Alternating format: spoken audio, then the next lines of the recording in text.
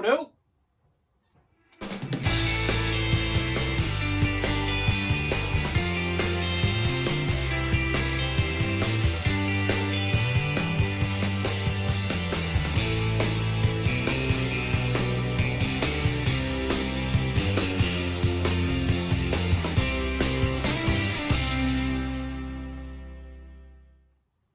Hi, I'm Chris. Welcome to King Bespoke Creations. Now, we are Technique Tuesday, or Tuesday Tips. Technique and Tip Tuesday. I don't know. What should we call this night? What should we call it? Put some comments down below. Let me know. What should we call it? Technique Tuesday, or Tuesday Tips, or something entirely different. I don't know. Today we're going to work on our first of my 3 most common woodworking joints that we do, and we're going to do the half lap joint to begin with. It's probably the easiest out of the 3, and it's just generally used for fairly thin stock wood where a mortise and tenon probably would be a bit tricky, might not be that strong. These half laps come in great. Brilliant for things like picture frames and stuff like that. Okay, so let's crack on with that, and we'll see you soon. Right then, so we're going to do this half lap joint. Rather than just stick these 2 pieces together like that, that's not a very large surface area for a glue to hold. Now, it might do it in some circumstances, but we can certainly make it a lot better. So by having a half lap, we completely overlap both pieces. So by cutting half the depth out of this and half the depth out of this, we end up with those fitting together all flush as the same thickness, which means we actually have a large square surface area for the glue to hold, giving us a really strong joint. Now, this is probably the easiest joint that we'll do, but that doesn't mean it's the least used or looked down upon in any way. Very useful for things like picture frames. I made this picture frame not long ago and just used a half lap joint on each corner. That gives us a nice look, just shape off the top a little bit, and that works really well. So how do we do it? So that's going to sit on there. Now all I need to do is put a score line across there and across there, and then cut half of that thickness out. It really is that simple. But how can we mark that off accurately? By using one of these beauties. Rather than having a set square, I don't own a set square at all. I have this combination square. Now that gives us the ability to draw a perfect right angle, or a 45, because that's accessed on there as well. But because it's got the measurement factor in there and that this is slidable, it means I can transfer a width across. So if I get the width of this, I'm going to push this up so that it fits pretty flush. If anything, the ruler is very slightly overhanging the side of the wood there. I'm going to tighten that up, and then I can transfer that to the underside of here. So I want to put that on there. Now I know that distance is exactly where I need to cut, is on that line there. Okay, so I can do that with a knife, and I can mark a line across there. Okay, so that's given me a little line there. I'll now go across to make sure I get absolutely perfect right angles. Get that little click in there and score that down. You always go gently on the first cut, you can always go deeper afterwards. That's going to give us a very accurate line. I can do exactly the same thing. Because that's going to fit on there, I want the same score line going across the bottom. So I can do that there. I can use that to mark off where that needs to be, just with a little line like that. Then I can square that off.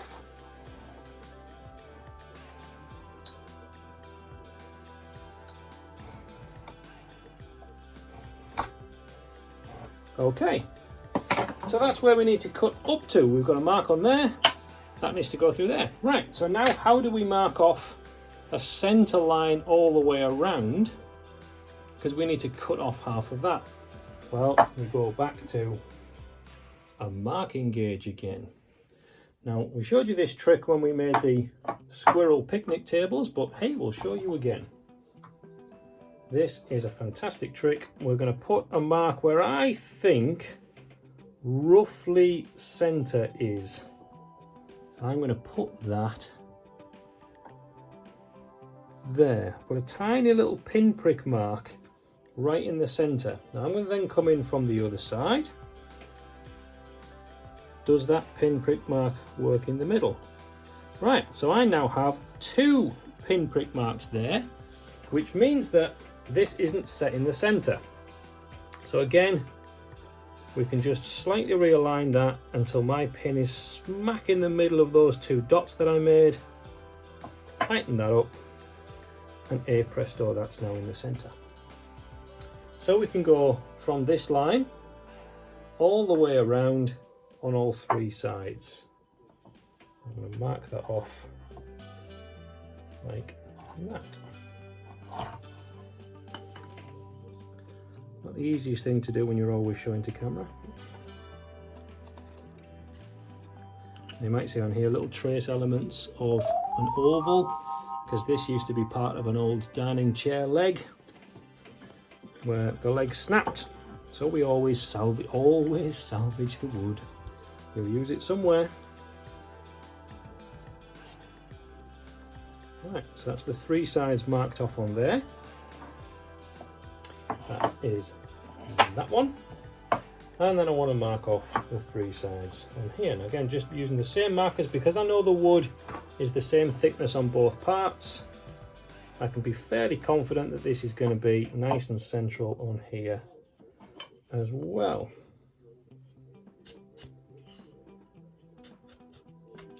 Right, now then, the last mark to do is just to mark off from this center point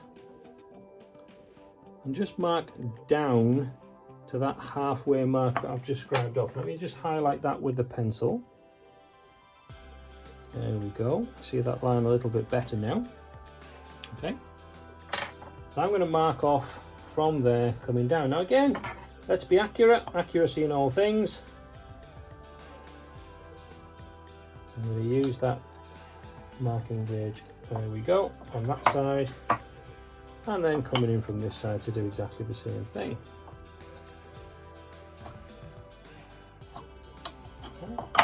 And the same thing on this one. So whatever you do on one, you're going to do on the other. I'm going to mark that off.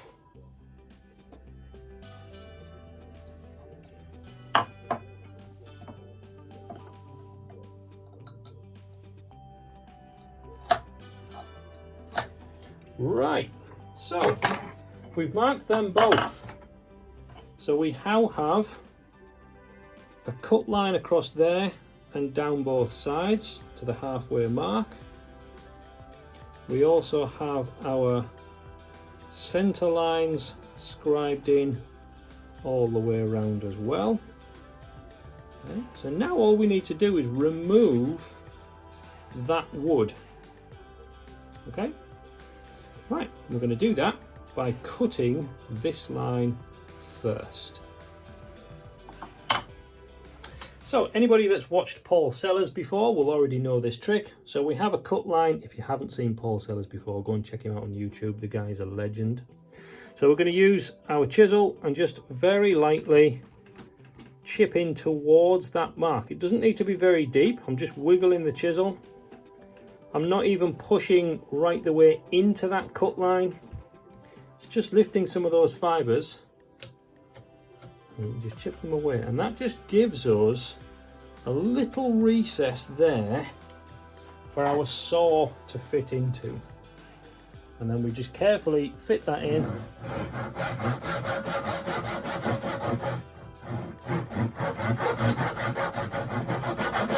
I always like to establish the cut from both sides first. Corners are always easier to grab hold of. So I started on that side, worked it across, did that side, and then you can join the two up. We can see we've cut down to our line on there. on both sides pretty accurately. Okay, I'm not leaving a lot left on there.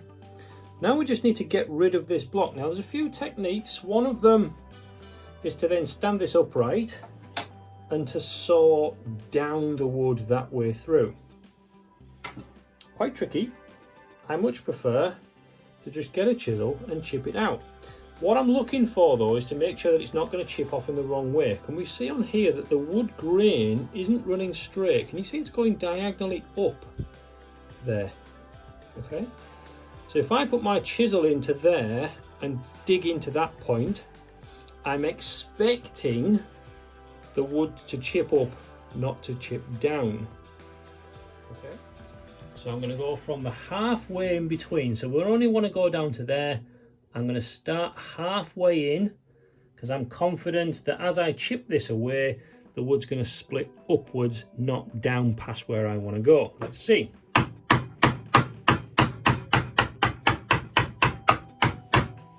try and lever that up. I'm going to bring you around here. Can you see? It's done exactly as we guessed it would. Those fibres have split up, not down. Now, if the fibres were going down, I wouldn't have chiselled in from the end. I'd have come in from the sides here and hope it splits up. Always wanting any wood to split up into the waste section, never digging down into the bit you want to keep. Right, so let's see if we can now continue that.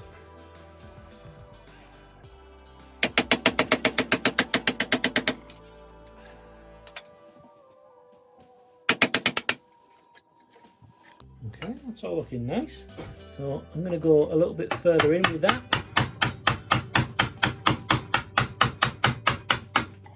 I'm fairly confident it's not going to do anything nasty. Wood's being fairly predictable, it's not doing anything it shouldn't.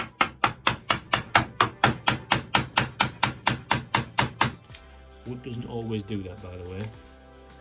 It's a living thing, or it certainly used to be, and it can do funny things. It can grow in strange ways sometimes.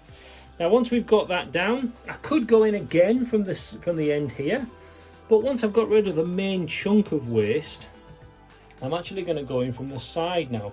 Still staying above that score line, okay?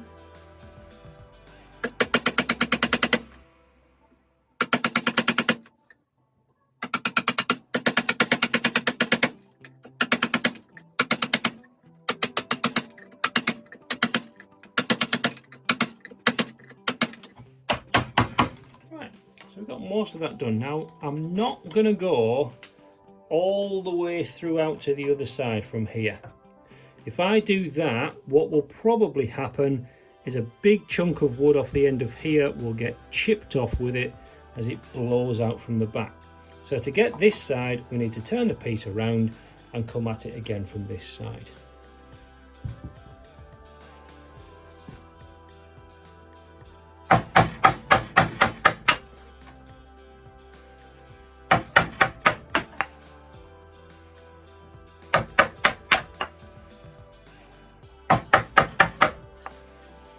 Now going right into that line as it gets closer and working our way in.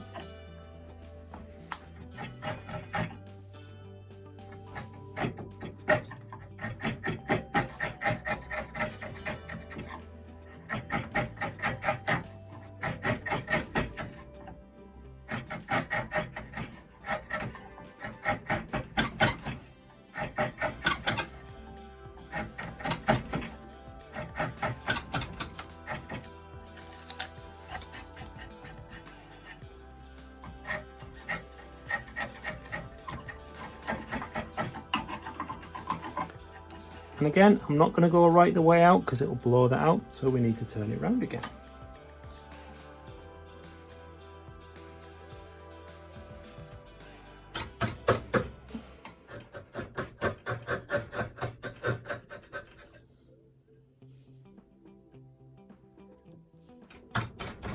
Sometimes you just want to tap on that end, just with the butt of your palm.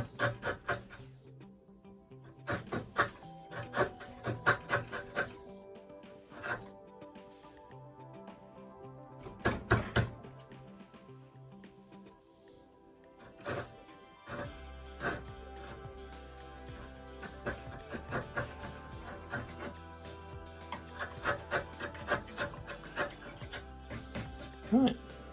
Now sometimes you'll have some loose fibres like that. You can just pop your chisel in there and just score it across. Just free those up.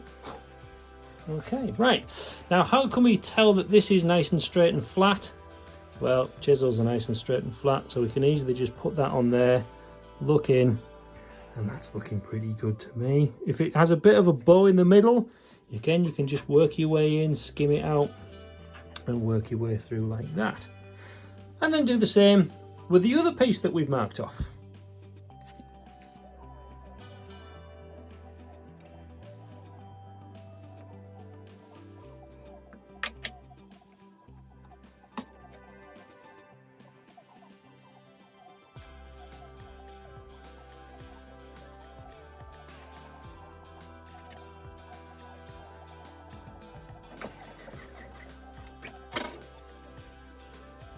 There we go, and we'll leave that for an hour or so to set. Right, so there we are, all glued up, looking nice and flush and fit. And that's already looking quite nice. There's a tiny little lip on there, and similarly on that side. So what we do now is just go through there with a real fine set with a plane, just to smooth that out, and do the same with the edges as well on both sides. And then it's nicely finished.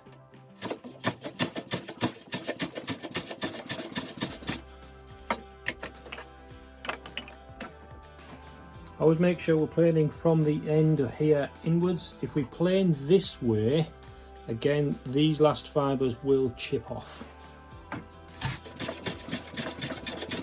Going round in circles helps.